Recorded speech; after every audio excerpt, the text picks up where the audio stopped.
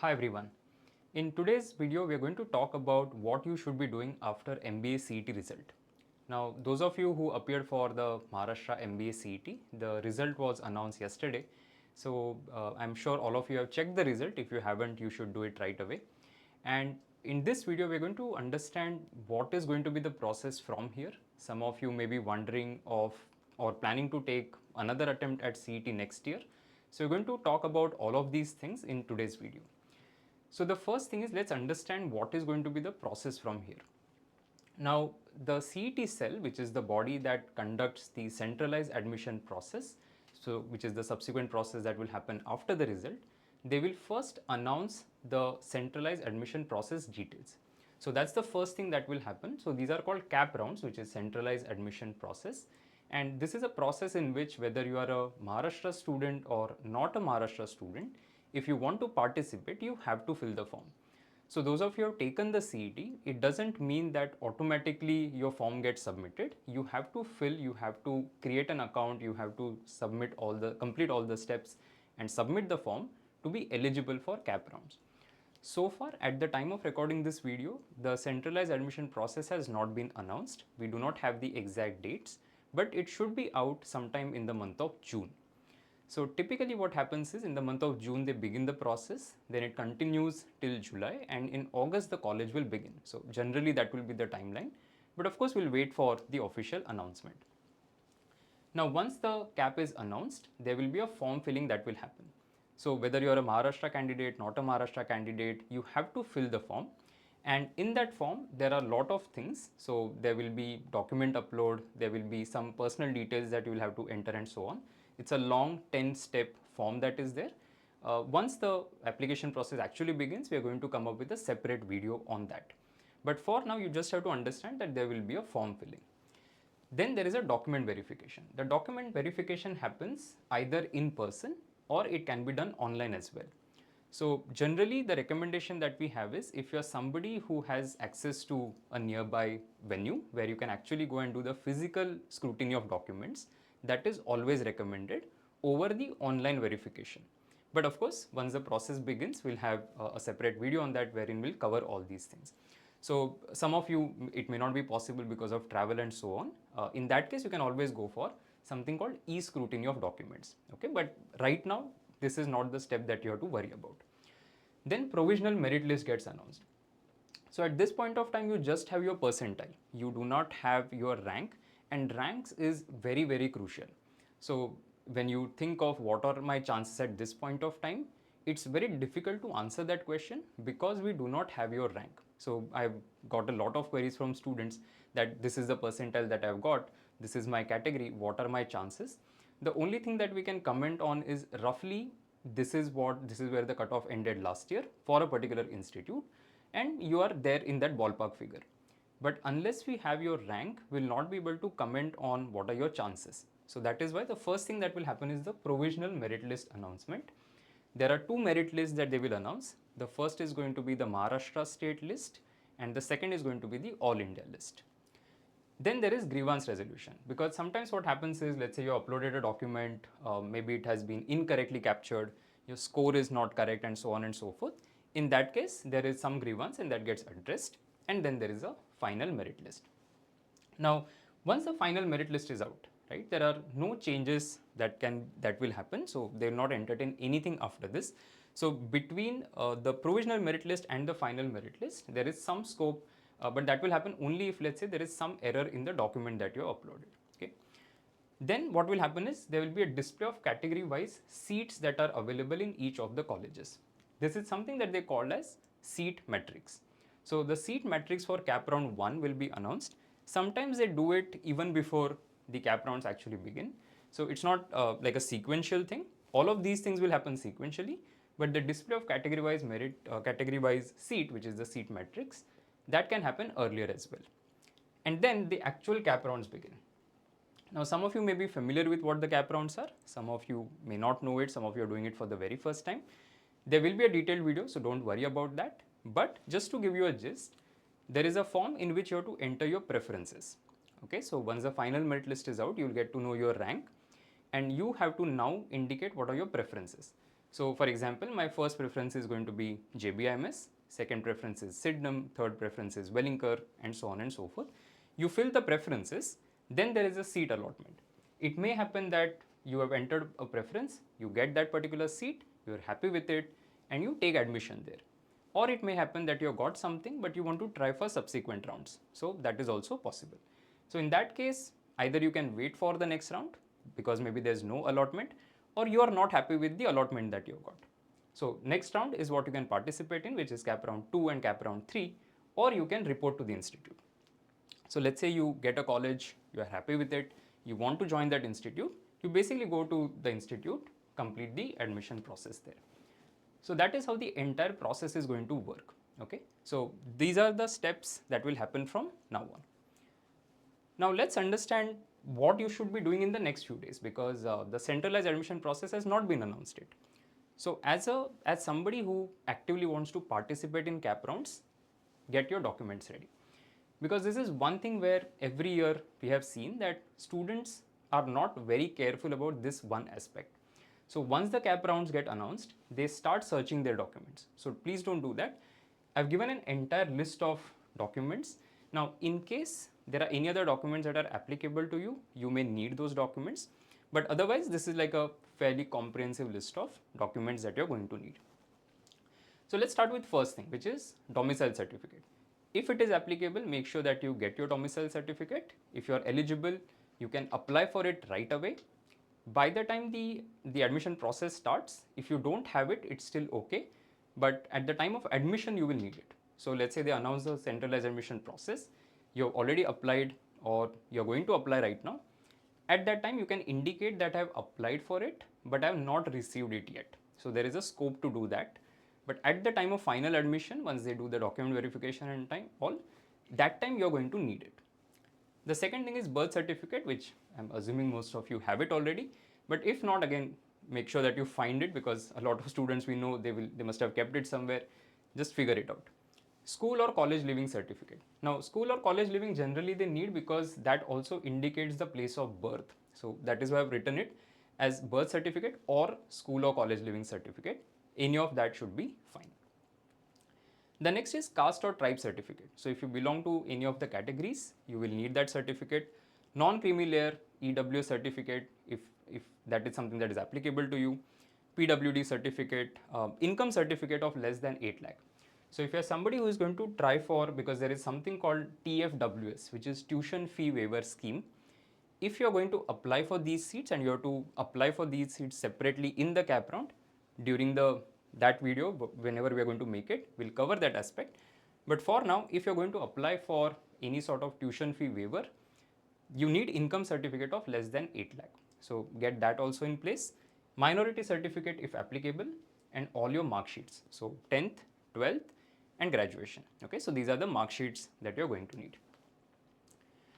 All right, now, so this is something that will be applicable for all of you who are going to participate in cap rounds. Now, some of you might be thinking that is all hope lost for me, because maybe you're not got a good score in CET. So I'm going to suggest a few things for everybody in general. Depending on what your score was in CET, you can decide what is the course of action that you should take. So first thing is June MAT. Okay, now MAT and ATMA.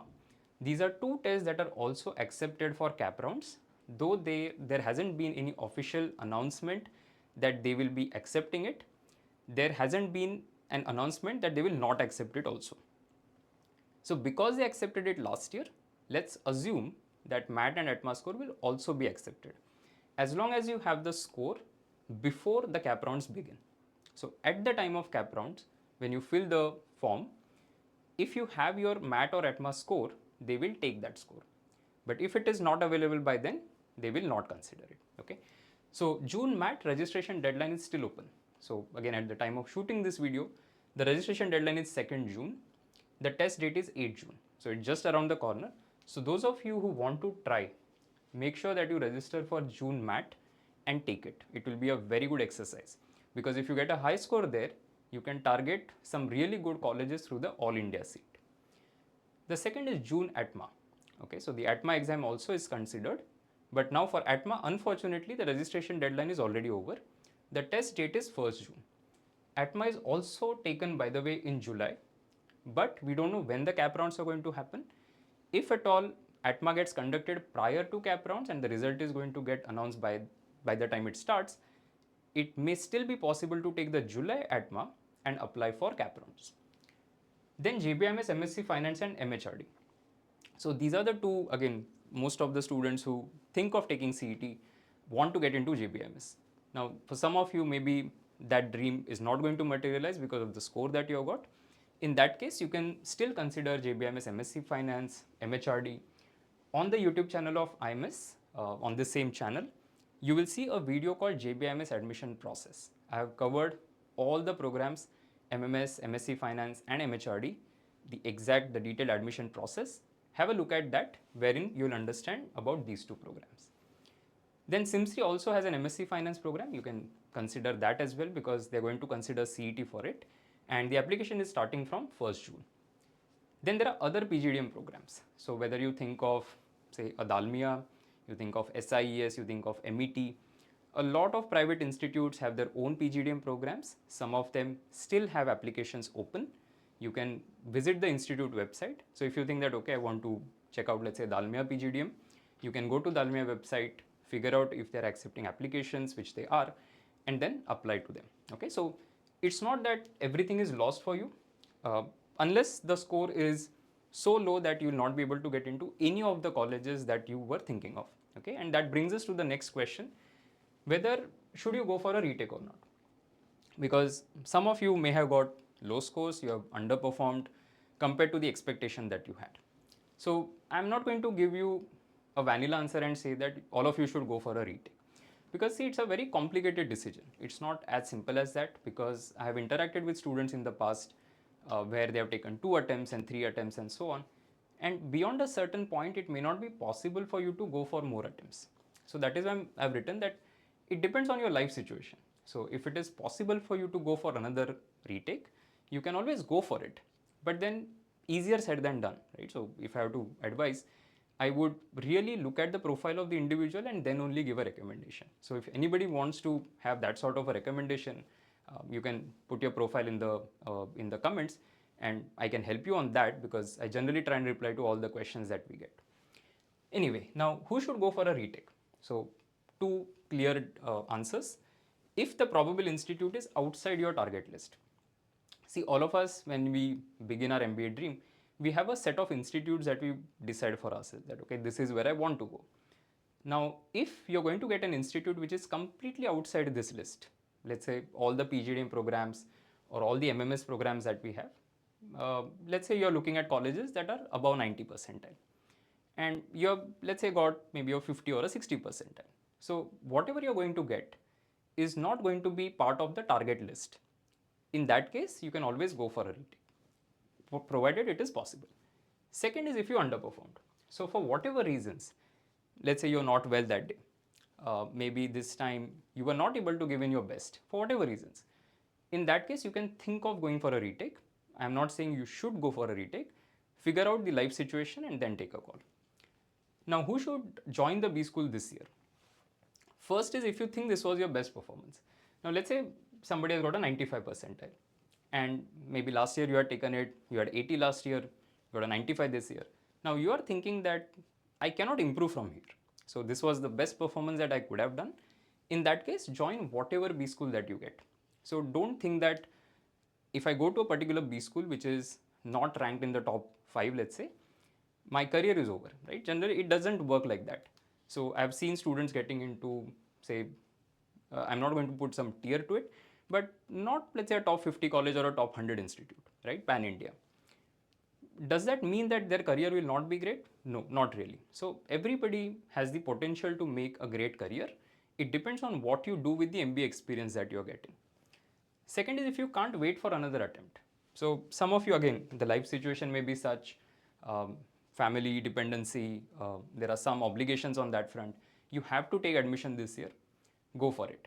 In that case, whichever institute you go to, try and do the best that you can. Okay, so don't worry too much about it right now. Start getting your documentation in place. We have some time before that final decision comes out, whether this is the college that you're getting, and then you can decide whether you want to join or not. Okay, now comes the question that I think a lot of you are watching this video, you wanted to see this, right, which is the cutoff part. So let me put things into perspective first of all. It's not that just because you see a percentile number, say 24 cutoffs or 23 cutoffs and so on, that doesn't mean that that will happen this year also. There are two reasons for that. Number one is the number of candidates who take the test every year is different. The second thing is that you don't know how many people will actually participate in cap round. For example, you think of a lot of mentors, right, who take the test. Now, will they be participating in cap rounds? No. You think of all the students who were trying for jbims who have already got into some or the other IIMs or other institutes. So let's say there are students who have got into, say, an IIM Lucknow or a Indore or a Kozhikode, they had also taken CET, right, or SPJMR, FMS, whatever colleges that you can think of. Now, if let's say they have underperformed in CET and now they have figured that they'll not be able to get into jbims, will they participate in cap rounds? No. So there will be a lot of people even at 99.5, 6, 7, 8 scores who will not be participating in cap rounds. When they go out of the process, that is why the final merit list is something that tells us picture more clearly whether you will get into a particular institute or not, because you know the number of seats in each of the categories, and then everything is, it becomes fairly transparent. So you will know that in jbims there are so many, let's say, open seats, and your number is this, your category, your rank is this, we'll be able to confidently say whether you will make it or not. But right now, will I be able to answer that question? The answer is no. But yes, a lot of you would want to figure that out, and that is why you can go to B School Zone. So at IMS, we have created a tool for all the students. It's a free tool called B School Zone. It's bschoolzone.imsindia.com. If you go there, you will be able to go to the section called MBA CET Cutoffs, and there you can search for your category. Now, CET cutoffs are a little difficult to find because the way they are written in the official document also, I'll show you how it looks. So for example, if I'm a state candidate, Maharashtra state candidate, I'm open category, I want to search the cutoff, I'll say G open S. Okay, so I have written on the same page on the B School Zone, you will find how to search for a particular category. So if I want to search for, let's say, SC home category, I'll have to search GSCH. Okay, so if you search that, you will be able to see the cutoffs. So here I have given, we have given 3 rounds also. So round 1, round 2, round 3 last year. So for example, if you think of JBIMS, round 1, last year rank 45 got in. And this rank is very important because the moment I know your rank, I'm in a better position to comment on your chances. So 99.94 last year, but this year it may become a 99.92 or a 99.95. We don't know that. So that is why wait for the final merit list, it makes picture far more clear. But you'll find the cutoffs and you can of course make your tentative estimates based on that, that okay, this is possibly the B school that I'll get. For example, let's say Wellinger, right? Now open last year was 99.61. So if somebody has got a score which is higher than this, let's say you got a 99.8, you know that Wellinger is pretty much certain for me, right? It's not going to change so much that at a 99.8 I'll not be able to make it. Okay, so for some broad estimation, it's a good tool to use, or all past cutoff data, wherever you're looking at it, you may be looking at it from some other sources, or the CET official website source. Even in that case, it's not a completely a thing that will definitely happen, right? It gives you a tentative idea, which is a good thing, but then wait for the final merit list. That's the only advice that I have. So this is how the official CET cutoffs can be found. You have to go to CET Cell website. On the CET Cell website, there's a section called CAP, and in CAP, click on the 2024 round, and once you do that, this website will open. Where to look for is on this page. There is this. There are these notifications. One of the notifications says cutoff merit for Maharashtra and minority seats for cap round 3, and cutoff merit list for all India seats cap round 3. Similarly, you will find cap round 2 and cap round 1 as well. These are the official CET cutoff documents. They are very easy to read if you understand how they have used the terminology. Okay, so on this page, the bschoolzone.imsindia.com, you will find for most of the top institutes we have given the detailed cutoffs, but it may happen that you're looking for a particular institute and you don't find it here, in that case, go to CET Cell website and there you can download the document. Now, once you download the document, and it may not be very clearly visible in the video, but you will see cutoffs written in this format. And everybody gets confused as to how to read these cutoffs. So let me make it very simple for you. G open S.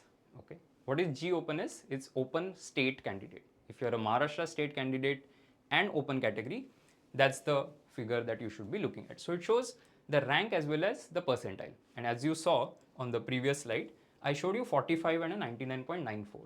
They have been taken from the same file. Then you also see, so in some institutes there's no home, outside home university bifurcation. It's state directly. So this is how you will see it. So that this is for jbims. Similarly, what is GNTCS, right? So ignore that G. It is NTC category state. So NTCS is NTC category state candidate. Similarly here, right? So home university seats allotted to home university. So if you are a Mumbai University candidate applying to a college in Mumbai University, in that case, these are the figures that you will look at. So G open H, what does that mean? Open home university candidate. Let's say G OBC H, OBC home university candidate. PWD SCH, so PWD plus SC candidate, so a candidate who belongs to SC as well as PWD. GSTO, which is ST candidate outside home university. So if you are, let's say, a candidate from Pune University, as in you did your graduation from Pune University, now you're applying for a college in Mumbai. In that case, you will be looking at this particular cutoff. So it's not very, very difficult to understand, just understand the terminologies, you will be able to read the document. So for colleges that are not listed on the B school zone and you're looking for the cutoffs, I suggest that you go to the official website and find the information, because if you go to some other places, there are a lot of websites and all that publish the results. I would suggest that it's better to go to CET Cell website for all official purposes, right? I mean, that's the only source that you should be referring. So anything that you don't find on B school zone, go to CET Cell website and download the document, make that effort of identifying what the cutoff was. Because there will be a lot of institutes, right? So there are institutes, there are nearly 50,000 odd seats across Maharashtra for MBA program. So definitely there will be a lot of institutes that we have not been able to cover on the B school zone. Go to CET Cell website, download document, find it for yourself. Now, that brings us to almost the end of this video. There are a couple of things that I want to add. One is, do not decide about retake at this point of time. Participate in cap rounds, let's see what happens, and then you can take that call. Second is, start getting the documentation as we spoke about. The documents are very, very crucial.